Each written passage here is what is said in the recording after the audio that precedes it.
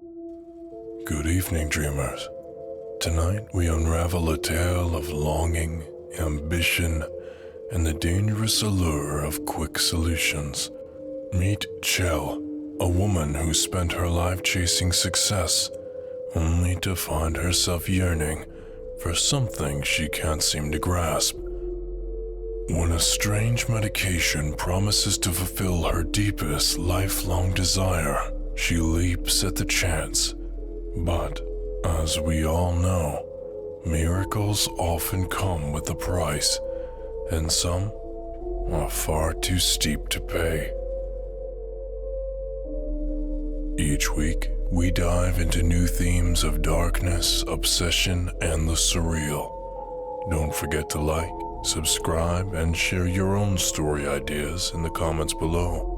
We post nightly at 8 p.m. Eastern Standard, so hit the bell to make sure you never miss a journey into the unknown. Now, take a deep breath, settle in, and let's step into tonight's story.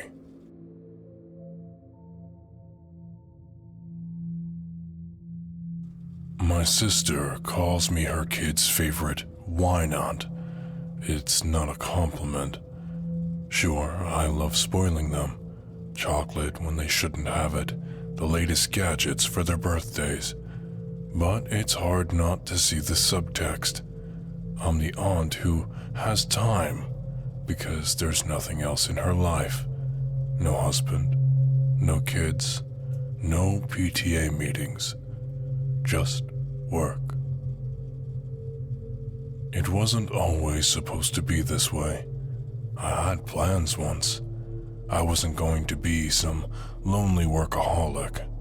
But after years of dating disasters and the slow creep of my 30s, I let the idea of family slip quietly to the side. My career as a project manager at Parent Green Tech, the leaders in GPU development, became everything. It's demanding, sure, but it's prestigious. My team pushes the boundaries of what gaming and simulation hardware can do. My name is tied to some of the biggest advancements in our field. And yet, here I am on a Friday night, reheating leftover pad thai in my shoebox apartment, a glass of Merlot in hand, scrolling through pictures of my sister's family vacation to Disney World. My niece, Harper, is dressed as Elsa, her blonde hair braided just like in the movies. She's the spitting image of my sister. The same blue eyes, same strong jawline. I don't have those features. I look at my reflection in the window. Brown hair pulled into a messy ponytail, brown eyes, and a face that screams, "I've been staring at screens for 12 hours straight." Genetics didn't give me Harper's cuteness or my dad's towering height. I got my mom's stocky 5'4" frame. I sip the wine and shut the laptop. "Nope," I muttered to the empty room. "Not tonight." The offer to transfer to China comes out of nowhere. My boss mentions it casually during a quarterly meeting like it's an afterthought. "You're the obvious choice, Chell," he says. "The Suzhou branch needs someone with your expertise to oversee manufacturing for the next-gen GPUs. It's a promotion, a huge opportunity." It sounds like a golden ticket, a chance to reinvent myself. I tell him I'll think about it, but by the time I'm driving home that night, I've already decided. Packing up my life is easier than I expect. My parents and sister are supportive, even if they don't totally get it. "You'll love China," my sister says. "Just don't forget to call." Suzhou is overwhelming at first. Bright neon signs, crowded streets, the rhythmic chaos of a city that never really sleeps. But there's a charm to it. The canals that snake through the city, the vibrant markets, the blend of ancient temples and ultra-modern skyscrapers. Work keeps me busy, just like I wanted. My team is sharp, their energy contagious. The factory floor is a symphony of precision, and seeing the GPUs go from blueprints to physical reality is thrilling. Then there's Shen Liang. He's another project manager, brought in to liaise between my team and the factory engineers. Tall, clean-cut, and maddeningly efficient. At first we clash. His methods feel rigid, mine aggressive, but he has this calm that's impossible to ignore. When things get tense during meetings, he diffuses the situation with a joke in Mandarin that has the whole room laughing, even me. It doesn't take long for the flirtation to start. Coffee breaks stretch a little longer, emails become less formal. By the time he asks me to join him for dinner after work, I already know I'll say yes.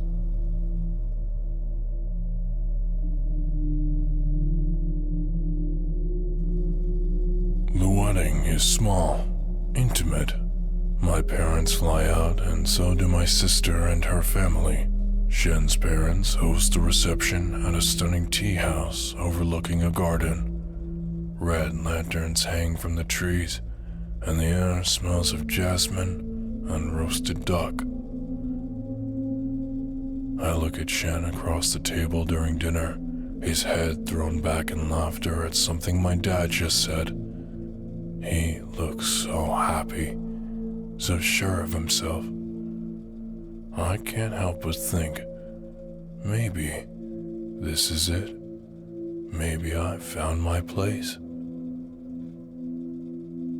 For the first time in years, I let myself believe in something bigger than work. I imagine Harper and her brothers playing with their new cousins, running through my parents' backyard during the holidays. I imagine raising children who are strong and kind, who carry pieces of both of us.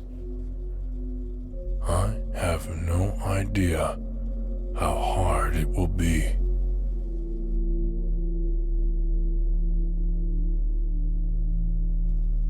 The honeymoon phase didn't last long. Shen and I settle into a rhythm, but it wasn't the one I'd imagined. Our mornings were quiet, polite. Evenings were filled with work calls, late dinners, and the occasional argument over whose turn it was to clean up. It wasn't bad, but it wasn't what I'd dreamed of either. And then there was the baby issue. I was 37 when we started trying. I knew the odds weren't in my favor, but I didn't expect every fertility clinic in Suzhou to tell me the same thing. Your age is the problem. You should have started earlier. I hated the pitying looks, the way the doctor spoke to Shen instead of me, like I wasn't even in the room. Shen hated it too, but for different reasons. He'd always been lukewarm about having kids. He said he wanted me to be happy, but every failed attempt pushed us further apart. You're obsessing, he said one night after I brought up another clinic. Maybe it's time to let it go. Let it go? I snapped. It's easy for you to say. You don't care either way. That's not fair. Isn't it? You've never wanted a family. You just wanted... Wanted what? I stopped myself. His voice was cold. Say it. Sharp. Tell me. Nothing. Say it. I hesitated. And then I spat the words out like vomit. You wanted an obedient wife, someone who wouldn't bother you with things like this. In fact, you don't want a wife. You want a maid to cook for you and clean for you, serve your every whim and desire. Well, I have needs too, Shen. Where are you going? How are you gonna walk out on me? Shen! Shen! Shen didn't respond. He just grabbed his coat and walked out the door. The fights became routine. I hated who I was becoming. Desperate, bitter, clinging to the idea of a child as if it could fix everything. Shen started taking on more hours at work, coming home late, barely speaking to me. When he suggested I see a doctor to talk things out, I almost laughed in his face. Shen didn't believe in therapy. He called it a Western luxury. But he was desperate enough to find me someone, a woman, whose office was tucked away in a quiet corner of the city. The doctor's office was sparse, the walls painted a fresh dark green. She sat across from me, her expression unreadable. She didn't speak, just nodded as I spilled everything. My career, my marriage, my failures. Do you understand me? I asked after a while. She tilted her head, then reached into a drawer and pulled out a prescription pad. This, She said in perfect English. will help. I stared at the character written on the page.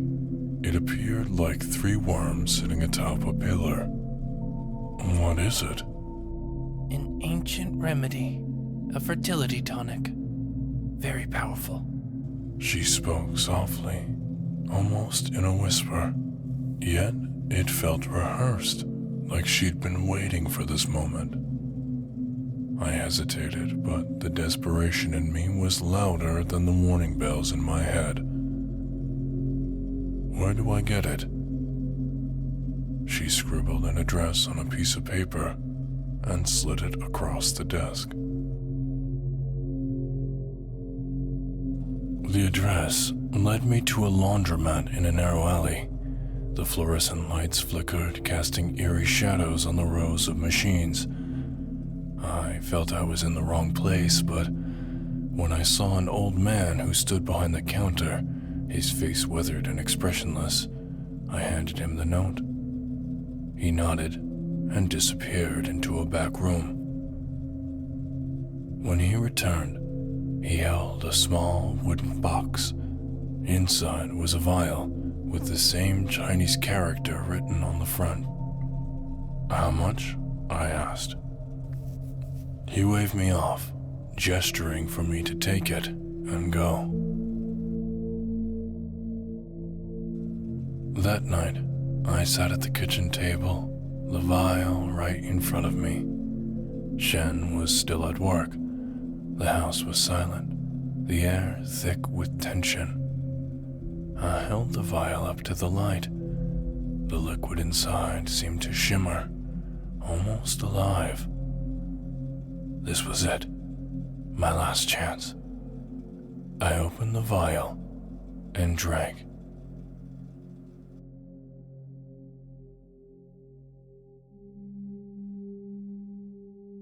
Shen Liang's fingers tapped against the edge of his glass, the rhythmic clink of the wedding band against the crystal, barely audible over the chatter of the bar. His co-worker, Jian, laughs at something Shen barely registers. He's distracted. His phone sits on the table, buzzing incessantly with missed calls from Chell. Trouble at home? Jian smirks, swirling the amber liquid in his glass. Shen sighs. She's struggling. Jian leans back, his grin widening. Wives, right? Always wanting more. Ma used to call me constantly, nagging about everything. Now, she's perfect. Shen arches an eyebrow. Perfect? Obedient. Jian clarifies. Never complains, never argues. It's peaceful. Shen chuckles dryly. What's your secret? Jian's eyes gleam as he leans in closer. Goo. Shen frowns. Goo? Like the poison? Not just any poison. Jian says, his voice dropping to a hushed conspiratorial whisper. It's ancient, powerful. You take venomous creatures, scorpions, centipedes, spiders, and you trap them in a jar. They devour each other until only one remains. The strongest, most toxic of them all. Yeah, well, that venom, it can do incredible things. Shen laughs nervously. You're joking. Am I? Jian's grin doesn't falter. My wife took it. She's happier now, calmer. She does everything to make me happy, and she loves it. No more fights, no more stress. Shen's phone interrupts once more. He glances at the screen, sees Chel's name, and feels the familiar knot of frustration tighten in his chest. How does it work? He asks, his voice quieter now. The plan comes together quickly. Jian introduces Shen to his wife, who will act as a doctor with a small practice tucked away in the city. Shen tells her what he needs, and she nods, her face impassive. She knows exactly what to do. The old man at the laundromat is the next piece. Jian arranges everything, and Shen doesn't ask questions. He doesn't need to. All that's left is Chell.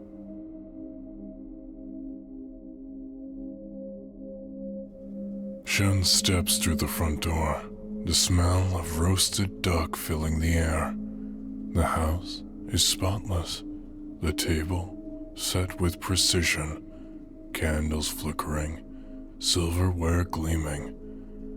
Chell stands in the kitchen, apron tied neatly around her waist, humming softly as she stirs a pot. You're home. She says with a radiant smile, gliding right towards him. Her voice is calm, serene, as if the months of tension and fights had never existed. Shen raises an eyebrow, his bag slipping off his shoulder. You cooked? Of course. She replies, taking his bag and setting it aside. You've been working so hard. I wanted to make you something special. He sits at the table, watching her as she places the food before him. She pours him a glass of his favorite beer. He watches carefully as the foam hits the top of the cup. Perfectly. You're not eating? He asks, noting her empty plate. I already did. She says with a soft laugh, sitting right across from him. Her hands fold neatly in her lap, her eyes fixed on him. Shen takes a bite. The food is impeccable. After dinner, Chell draws him a bath, her hands gentle as she massages his shoulders. She hums a soft, unfamiliar tune, her touch soothing and precise. As Shen relaxes in the steaming water, he watches her through the rising mist. This is what he wanted. Peace, quiet, obedience. Later, as they sit together in the living room, Shen decides to bring it up. I've been thinking. He begins, swirling the beer in his glass. Now that things are better, maybe we should try again. For a baby. Chell tilts her head, her serene smile unwavering. Oh, Shen. She says, her voice light, almost musical. I've been thinking about that too. His heart skips. And I've decided. She continues. I'm done with all that. No more work, no more stress about babies. I'm sorry. I realize I haven't been a very good wife to you.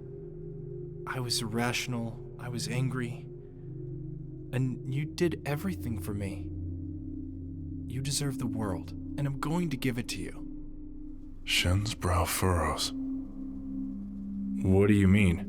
I mean, I'm going to quit my job. She says, her smile widening. I'll stay home, I'll take care of the house, I'll tend to you. That's what matters, isn't it? Your happiness. I need to be a good wife. Shen blinks, caught off guard. I'll cook, clean, do whatever you need. She says, leaning forward, her hands resting on his knees. You'll never have to worry about anything. Ever again. The words are everything he thought he wanted. But the way she says them, the way her eyes gleam with an unnatural devotion, it sends a chill down his spine. For a moment, he considers saying something. But then she rises, taking his glass to refill it. Relax. She says over his shoulder. I'll take care of everything. And just like that, Shen lets it go. As he watches her move with quiet efficiency, he feels a flicker of satisfaction. The goo has done its job. Outside, the wind howls against the windows, but inside, the house is warm, quiet, and still.